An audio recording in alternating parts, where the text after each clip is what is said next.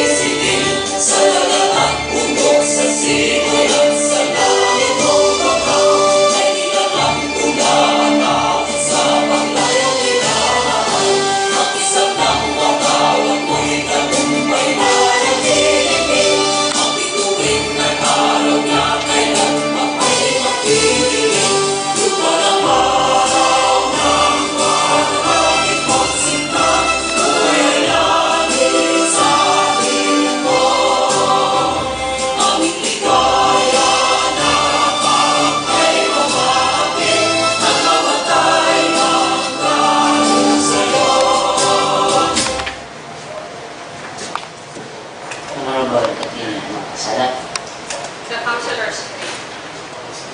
I am a Philippine councilor, mandated by law to enact measures and ordinances that redound to the general welfare of my constituents and the pursuit for happiness, peace, and prosperity. I believe in public service above self as a guiding principle of my official act, and as I tread the pathways of local legislation.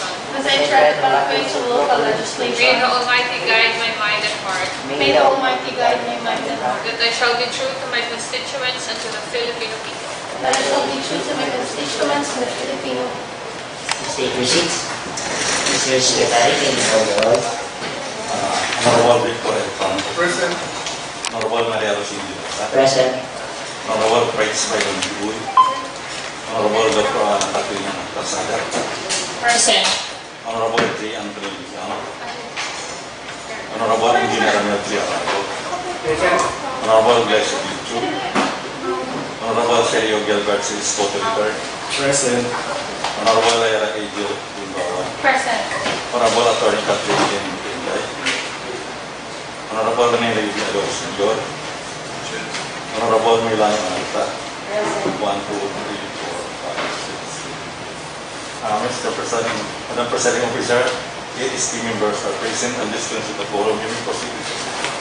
As attested by our Secretary, we have 8 members present. We will now proceed with which constitute quorum. We will now proceed with our regular session.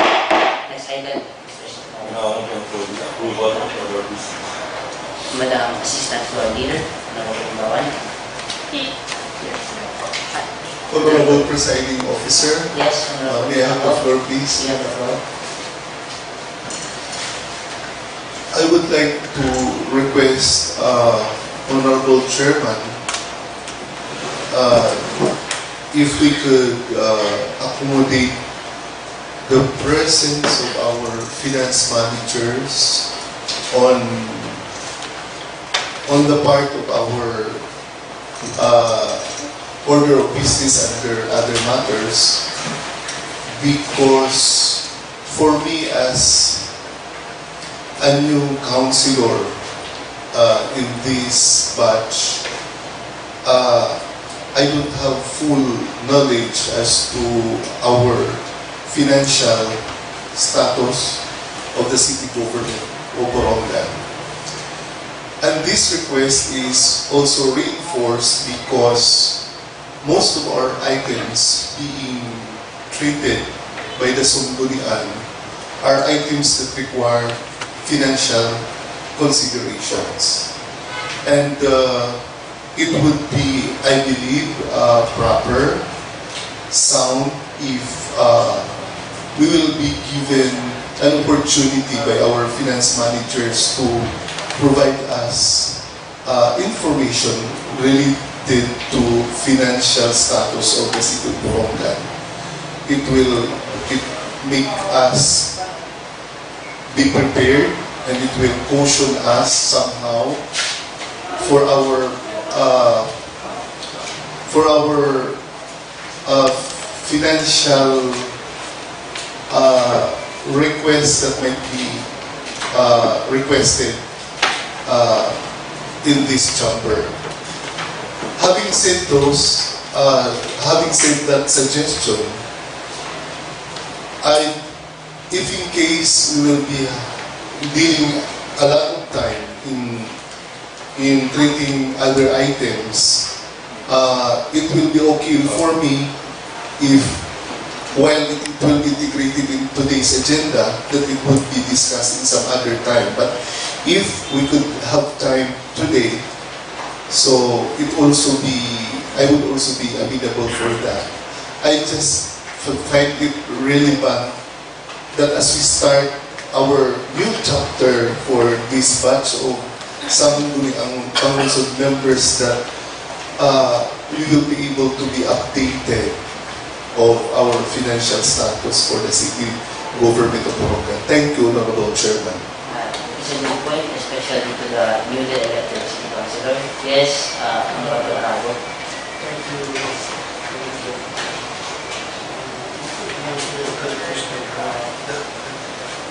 Kagawad Frank, also his appearance of a representative from the city engineer's office to initially brief us on the proposed infrastructural projects that's updated for approval of the commission. If possible, this would initially brief us please. Noted, what is the pleasure of the body? Okay. Can you put that into motion, Honorable Marco? Honorable Chairman, may I request, I move that we invite our finance managers in order to provide us information related to the financial status of the city government under our order of business, other matters. Any second to the motion? Any objection? Hearing none, the motion of Honorable Franco is hereby approved. Honorable Arago, can we put also that into motion, your request? From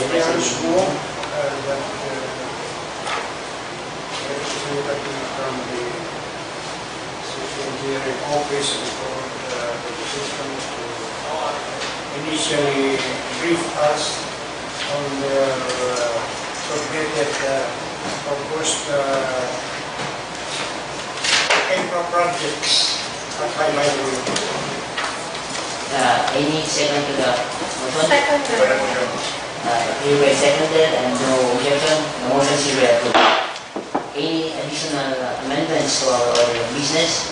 None. Madam Assistant for Leader. Honorable Presiding Officer, with no more amendments to our order of business, I therefore move that we pass and approve.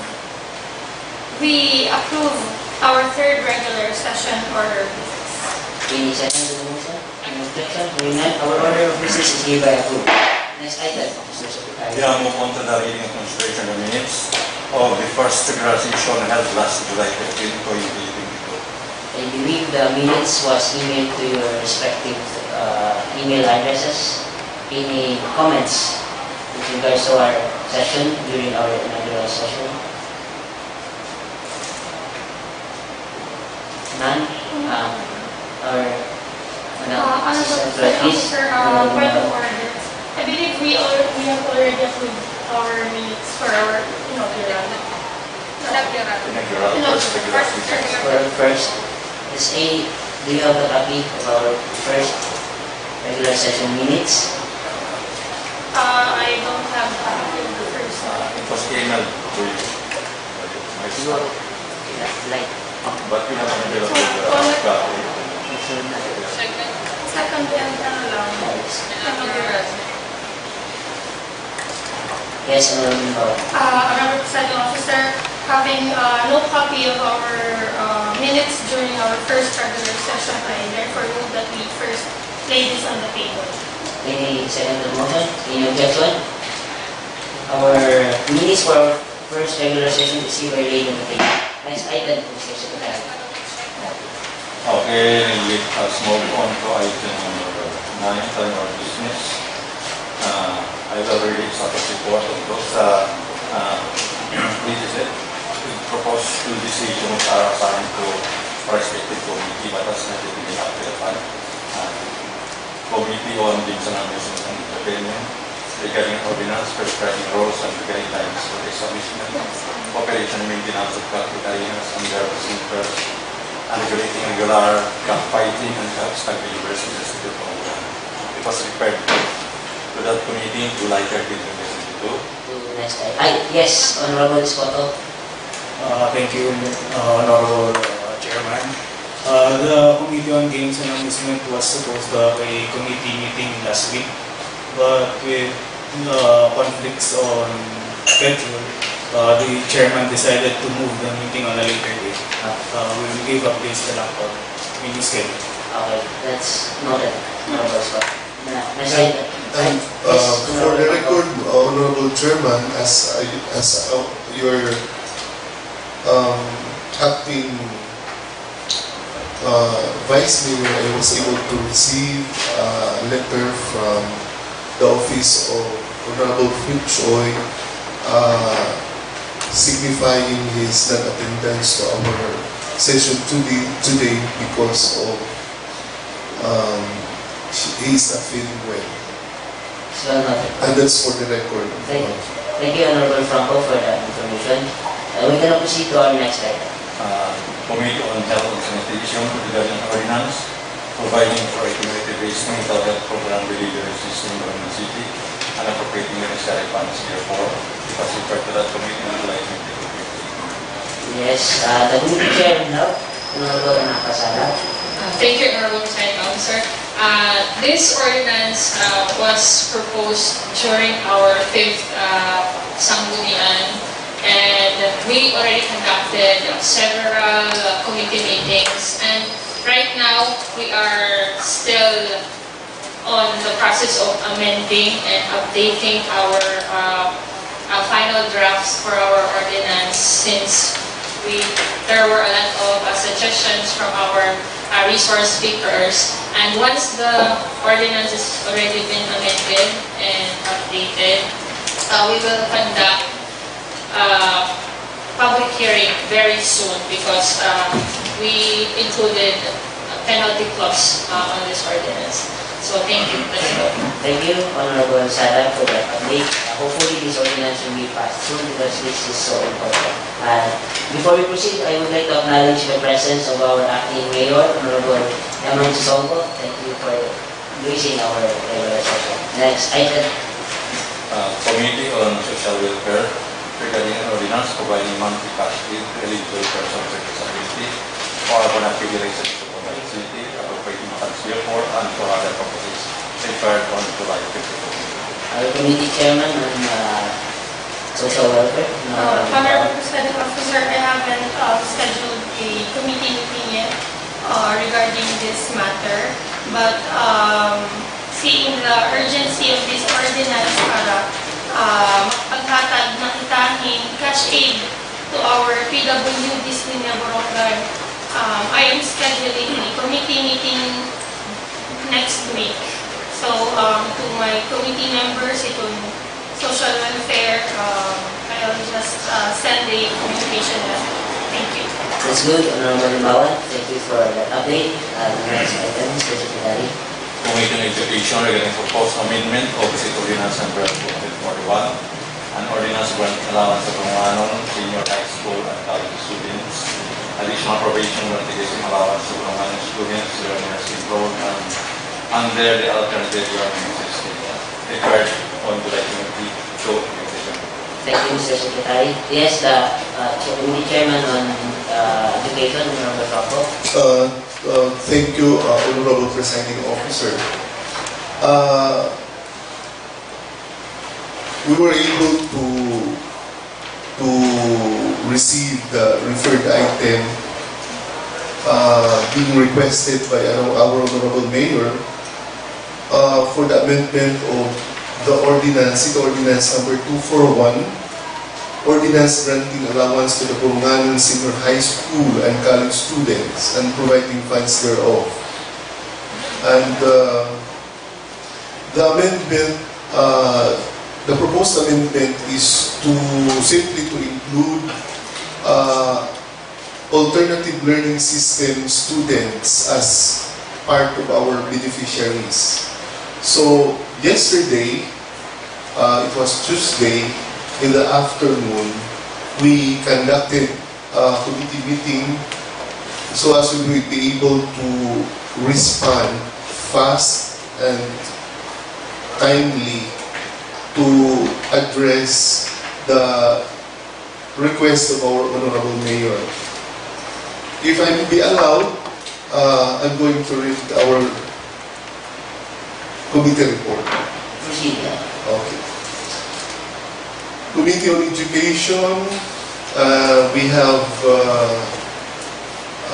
majority members of the committee in attendance. We invited Honorable Alan Bardoli, representing the City Administrator's Office, Ma'am Alicia Bibicar, the City Budget Office, from City Budget Office, and Mr. Dujito Akla from the City Mayor. So,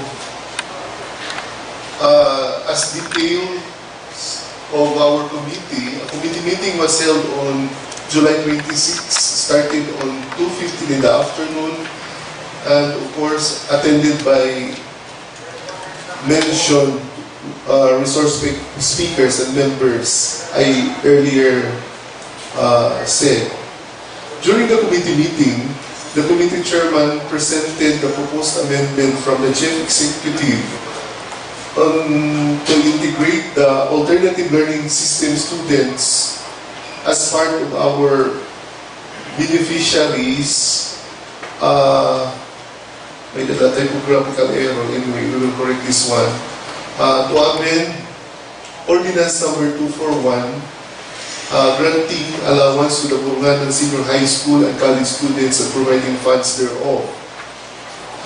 The Vice Chairman of the Committee on Education asked what is the exact total numbers of alternative learning system students that will be subjected to be added to the ordinance. Apparently, our resource speakers doesn't have the actual numbers of students from the alternative learning system program as of yesterday. In fact, our social welfare office head, after our session, told me that they are just about to see the office of the alternative learning system for them to be provided the number of students under this program. And then, as per information from the City Budget Officer, Mrs. Maria Alicia Divora, the city government, as she said, will meet reduction of internal revenue allotment on the year 2023. This is 2023, due to the effect of pandemic. And currently, we are experiencing poor local collection. She recommends today to trim 10% of all our office expense due to our poor local collection. And today, she is recommending for another 10% reduction on our office budget due to the forecasted financial reduction that will be experiencing by the city government. In fact, she insinuated that the full implementation of City Ordinance Number 241 may be affected due to the recent finance development.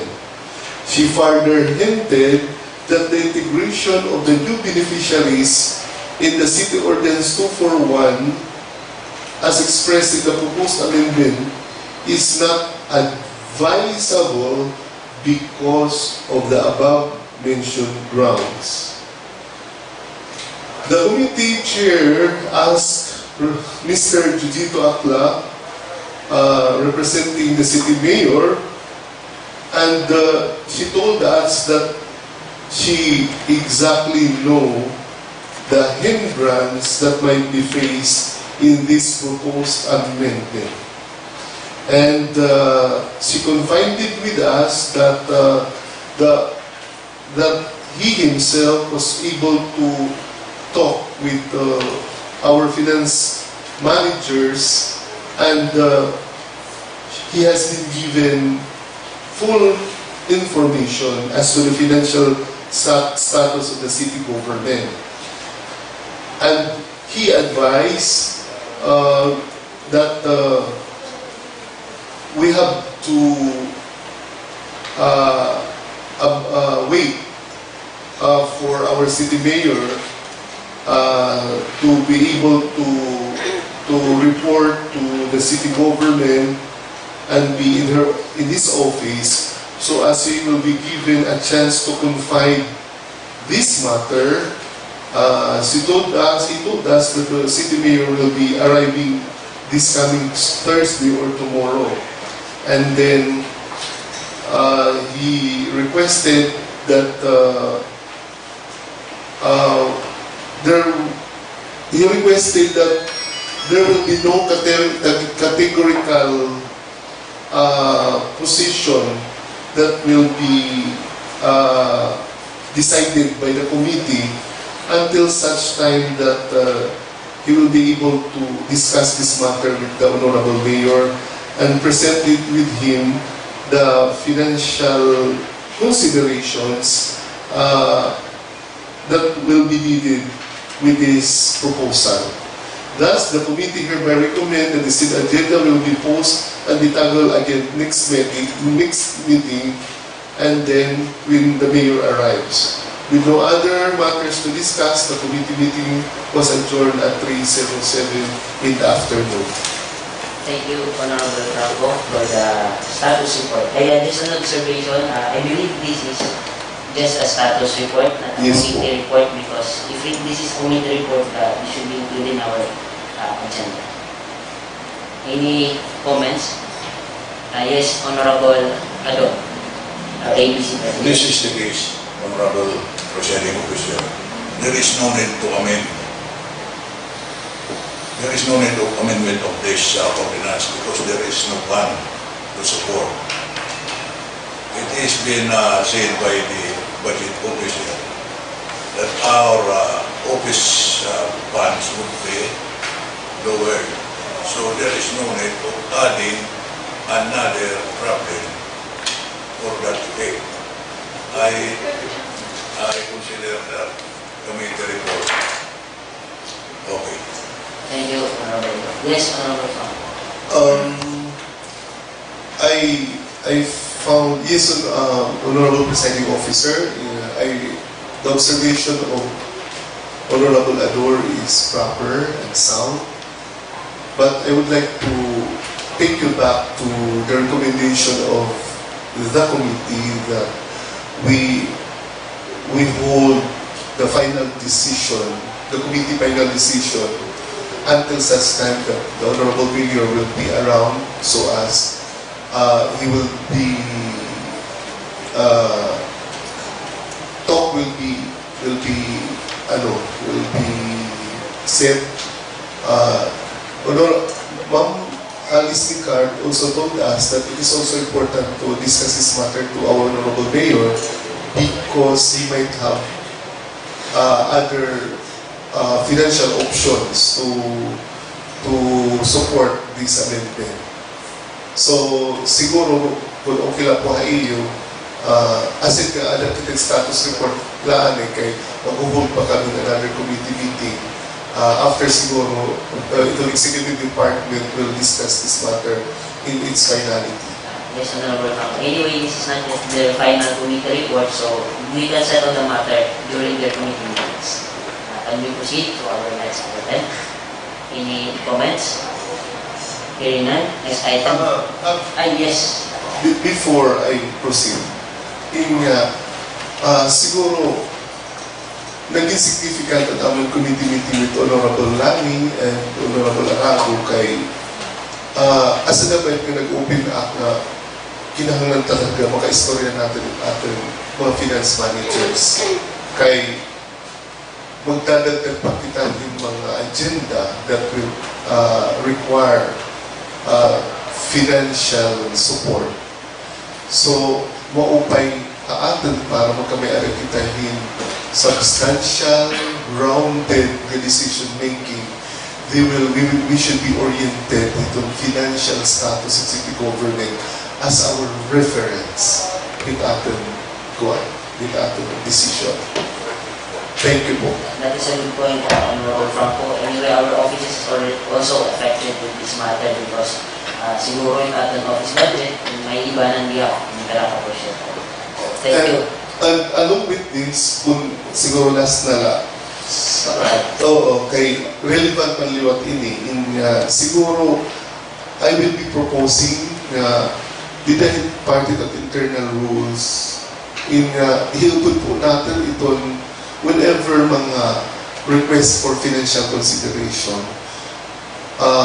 himuuntay na maging mandatory nga maarok kita yung certification from the finance office before kontentiyan natin karawton kay una, nagiging madali na trabaho.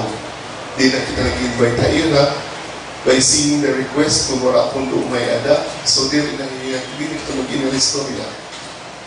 Then even at the table ito ating secretary, itong board secretary, kung wala akong tayo ang mga attachments, siguro pwede na tiya isara dita. Kaya siguro our temporary presiding officer, Honorable Zinda, sa can witness this. I was once also a physical president and I joined the Sangguniang Panlungsod in the year 2004 in part era procedure dito. Diri isasalang bisan anong mga items na na-require financial consideration kung waray certification from the finance managers. So, siguro hindi, pagsayon na pwede ka trabaho ng pag-ensure na hindi kita malalagay halanganin pag-abot kita decision making. That's all, Honorable Chairman.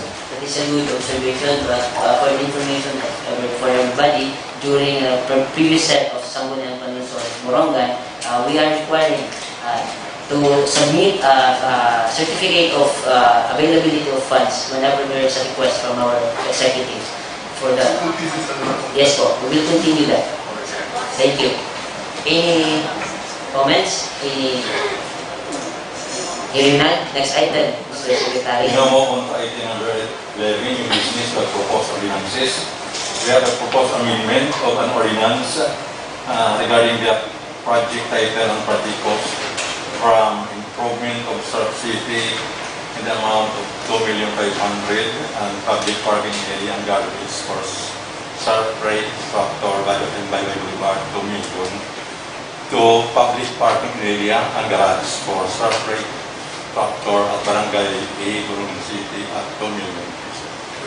Thank you. Our Honorable Assistant Mr. Leader, Officer, Honorable Bawan. hearing Honorable Araga's request earlier today, we invite our city engineering for... Thank you. We will invite our city engineer. Honorable Presiding Officer, we're waiting for our research speaker. I move that we first lay this on the table so we can tackle other matters. Any second to the motion? Any objection? Hearing none, this item is laid on the table. Next item, Mr. Okay, we Secretary.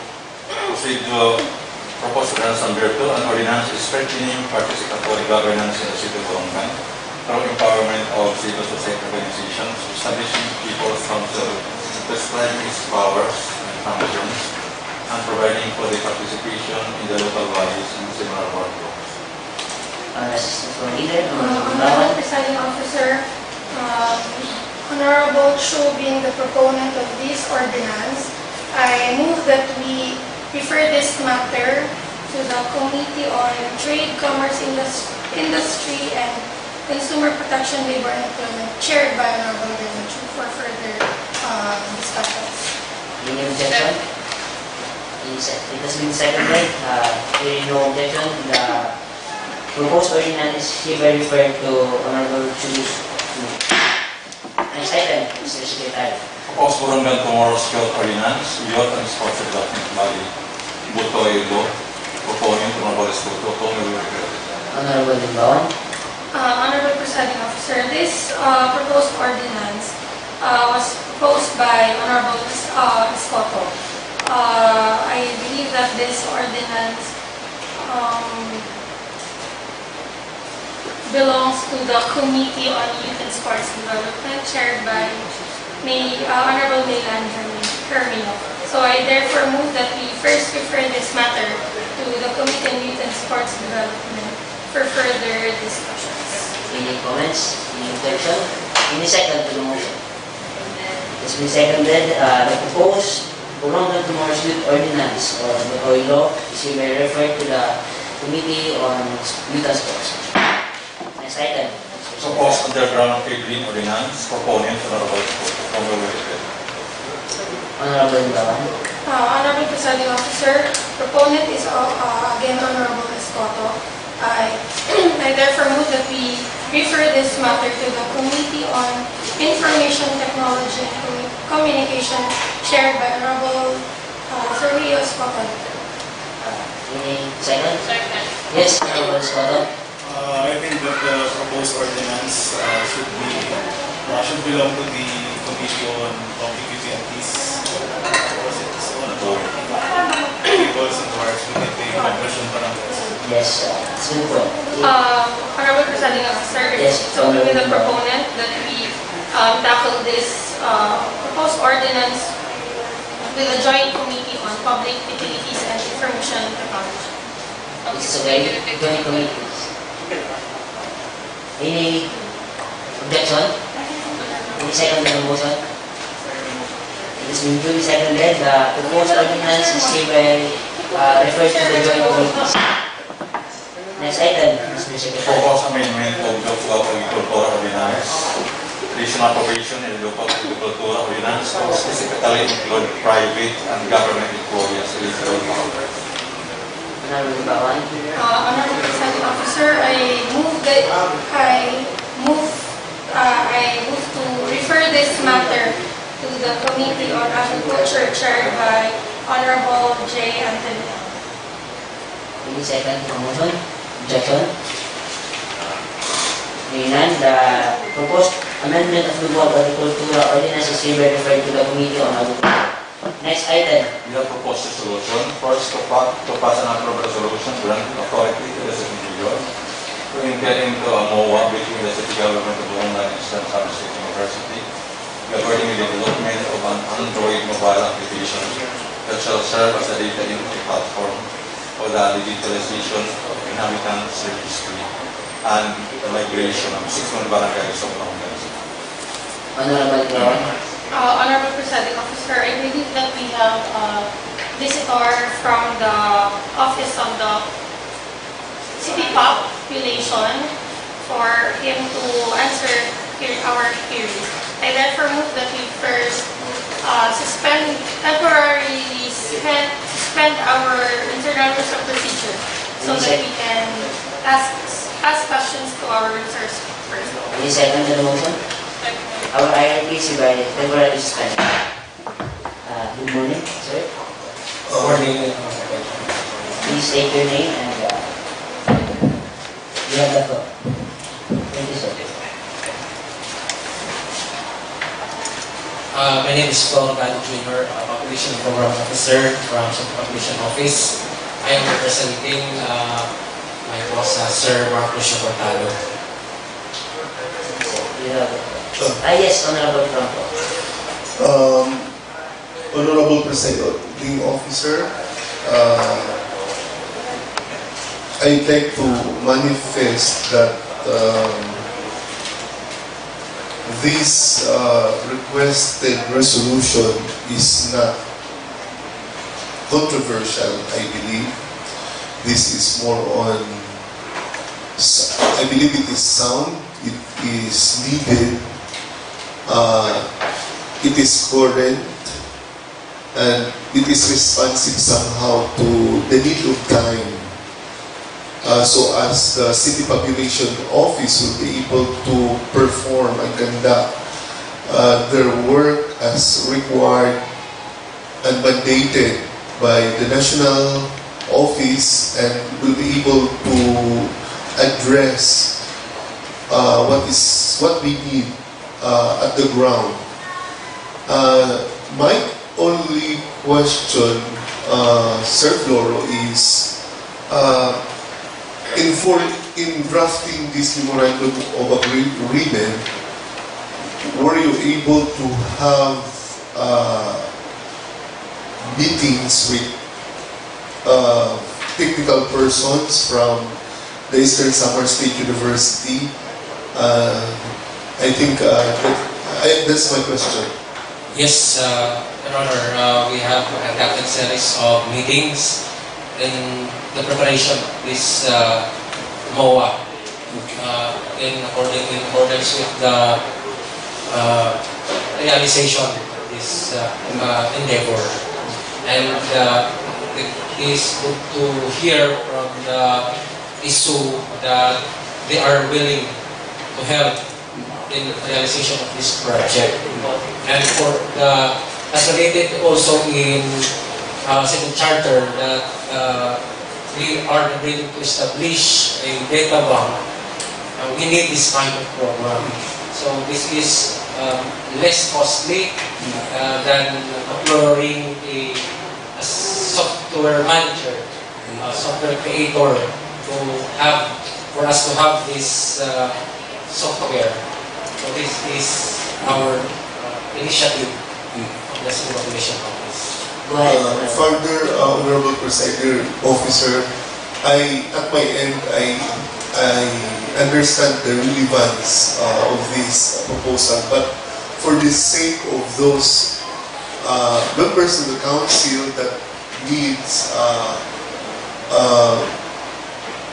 better idea, can you give us at least a brief summary on what this is all about and what good it can be offered for the city government and its people? This software that the ISO and the City Population Office or the city government will be partnering is the records of inhabitants and migration in the city, because in the census or in the CDMS, it is updated every 5 years. With this technology or this software, wherein it will be distributed to barangays, and it will be using a smartphone, and there will be an administrator in the barangay. So it would be updated monthly, weekly. So hindi na po magkakaroon ng problema ang city government in terms of ilan ang population, real-time population sa barangay. So in terms of quality services, meron po tayo agad data na makukuha from the ground. Are you done, Honorable Mambo? Honorable Bawan first and Honorable Arado next. Thank you, Honorable Presiding Officer. Sir, nagpinasa kasi akan mo yan na, waray kasi financial obligation ito ng city government, hindi nga ito agreement with the SU. Ito na kong question, unang wala nga, kasi nabasa ko din nga, itong SU, magti-train ito natin IT administrator in the city government. So, itong gagamitin ba nga gadget para hininga atin agreement with SO is personal mobile nitong ating mga empleyado, or do we have mga, di ba, natin si Tipag nag-procure kita last year din mga tablet, asabay niya or magamit kita para mga personal na mga mobile ito natin mga employees? I have none information kasi, but I believe because this is a software, pwede po niya i-upload or i-download into an existing technology sa computer or cellphone, kaya ito po kaya, itong software po niya, pwede po i-upload na lang ng itong device. This is a project of the extension of research of the SU. So, siguro no need na to procure ninyo kung hari kaada, pwede niya kasi i-upload na hiya, pwede niya password para itong administrator. Additional, Yes. I find this agreement very helpful, lalo na for our LGU kay last year for the information of the new elected.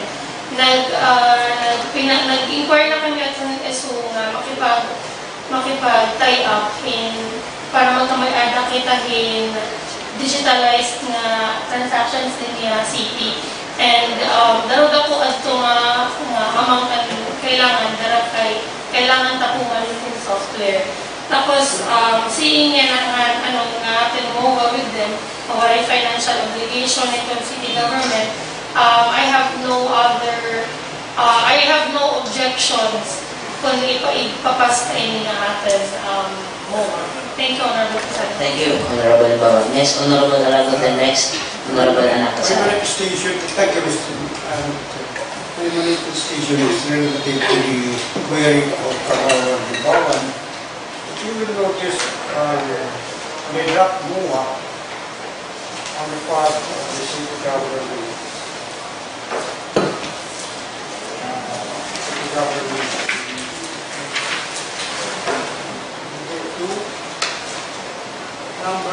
Number 2 on the last page.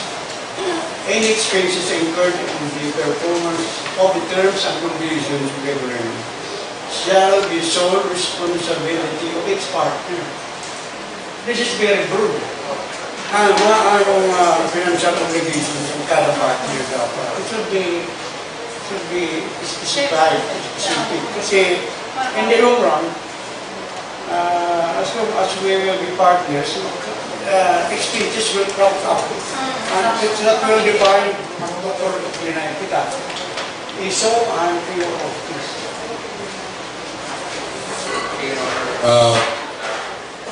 We will try to discuss this again to make some clarifications and clear statement on this statement. Thank you. Are you done, Honorable Arado? Honorable Anak Kasara. Okay ko yung iniingatan na MOA, pero during your meetings, reaction ko lang hindi mo kanina statement regarding you can use any cell phones and download the app kung man. We cannot do that kaya we have to protect the privacy of our constituents. So, kailangan mag-follow kita data privacy act. So, probably, kung sa etigot, kakalayan ko natin mahuwa nga financial obligations, mag-procure din mga Android phones for our barangays. Kasi po may mga pumasok na-identify itong city and may administrator lang po. And yan lang itong mga may access because of the password nilahatag po. And follow up. Are we going to use internet on this app? Kay, how about those barangays na wala At internet? yan po yung magamit yung internet. Okay, that's Thank you. That's a good point, Honorable Nakasala. I was about to ask the same question to Sir Floro. Kasi napaka-importante itong privacy, itong data privacy law. So, siguro kailangan stipulate that NOAA, specifically, na may alam mag-protect ito na sa data from our constituents para delikado po kasi. And question na po, Sir Floro, do you have a target date kung when in Mahuman? Wala pa po. I believe siguro mas okay kung may target na may bubutang natin para ma-assess ta if origina kita or kailangan may ganito. Kasi okay po yung program kasi totoo, this will be used for our policy decision making. Noted po. Thank you, sir. Any questions? No more? Thank you, sir, for your time, for coming. Honorable Imbawan? Honorable Presiding Officer, I leave the temporary suspension of our minority. Our hierarchy is hereby lifted. What is the pleasure of the body with regards to this resolution? Honorable Presiding Officer, I move for the approval of the resolution granting authority to the city mayor to enter into a memorandum of agreement between the city government of Borongan and Eastern Samar State University governing the development of an Android mobile application that shall serve as the data entry platform for the digitalization of inhabitants, registry of and migration of 61 barangays of Borongan City. Considering the request of Honorable Arago that they specify the financial obligations of each partner. Any second to the motion? Any objection? Seeing none, the proposed resolution is hereby approved. Next item. Other matters, inviting the finance managers regarding financial status of the city. Honorable Presiding Officer, point of order. Yes, ma'am. Our invited resource person from the city engineering has arrived. So we can tackle the matter on the under proposed ordinance. Yes, ma'am. Engineer? Thank you. Honorable Presiding Officer, I move for the temporary suspension of our hierarchy. Hierarchy is hereby suspended. Good morning, engineer. Can you please state your name for the record? Good morning po. Sheena Joy Veloz, Assistant City Engineer. Yes, Honorable Arago, I believe you have questions with our resource people. Thank you, Madam Chair. Actually, there was hearing from my colleagues regarding the proposed ordinance, appropriation ordinance for the reversion of the amount of 2,500,000, amount of 2 million coming from the sub-city and public parking areas to for the sub-city platform. We need clarification on this matter. There are any two proposals, one of the proposals,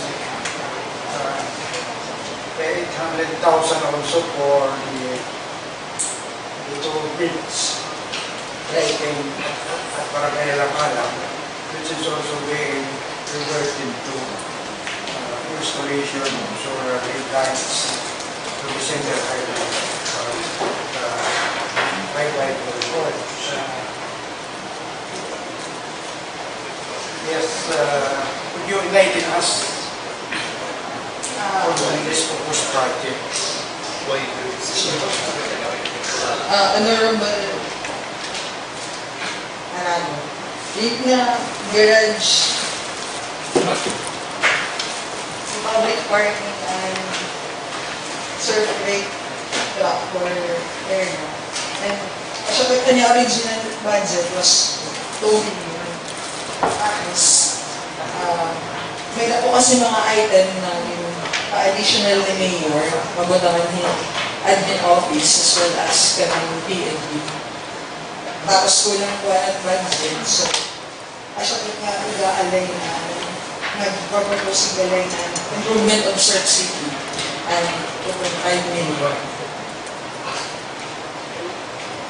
So, there are about 4,500,000 and the result is only 2 million.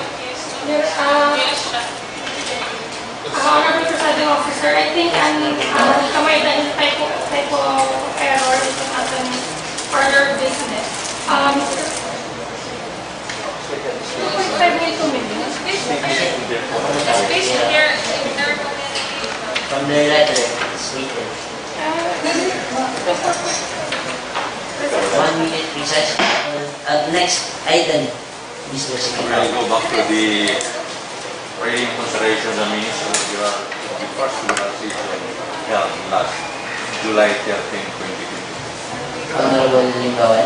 Honorable Presiding Officer, for the information of the body, we have received the copy of the minutes for our first regular session. I don't know if the body has already the copy, but it was sent through our emails just this morning. I would like to ask if everybody has a copy of our minutes. Do you have any corrections? None? Or Honorable Limbawan? Having none, Honorable Presiding Officer, I move for the approval of our minutes of the first regular session held last July 13, 2022. Any second to the motion?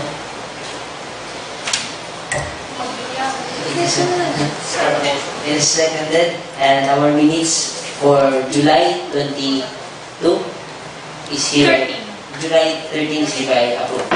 Next item, Mr. Secretary. Adjournment. Announcement. Announcement. Point. Announcement. Announcement. Any announcement? I have an announcement regarding our PCL election. At 1 p.m. at Provincial Capitol Gym, Borongan City. And for those who are interested to file their candidacy, the deadline for the filing is on August 19, 2022, 5 p.m. You may submit your COC at the ALG Eastern Samar Provincial Office. Thank you. Ano yung ka na approval ng budget Yes po. Regarding the resolution that has been received by our Secretariat and our Budget Officer, there was a slight mistake, or the resolution was erroneous. So, the Secretariat of the Sangguniang Panlungsod is now correcting the mistake by submitting the correct resolution. I don't know when, if it is today. Kasi nag-submit karahin resolution disallowing unauthorized allowance na nakatupad naman ng resolution and move on was Atty. Byron Suyot. Tapos, nagpirma.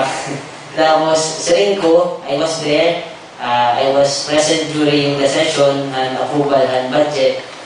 It was defended by Atty. Byron Suyot that it is already moot and academic to disallow because review period has lapsed already. Kasi ang 2021 pa po yung budget. And siguro nagsalakuan natin sa Secretariat, so sorry for the commotion that's been made yesterday. Opo, sige po. Asya dapat. Any announcement? None? Next item. Adjournment. Honorable Limbawan. Honorable Presiding Officer, I move for the adjournment of our third regular session. Second. Second. Magluyahan na. Our third regular session is hereby adjourned.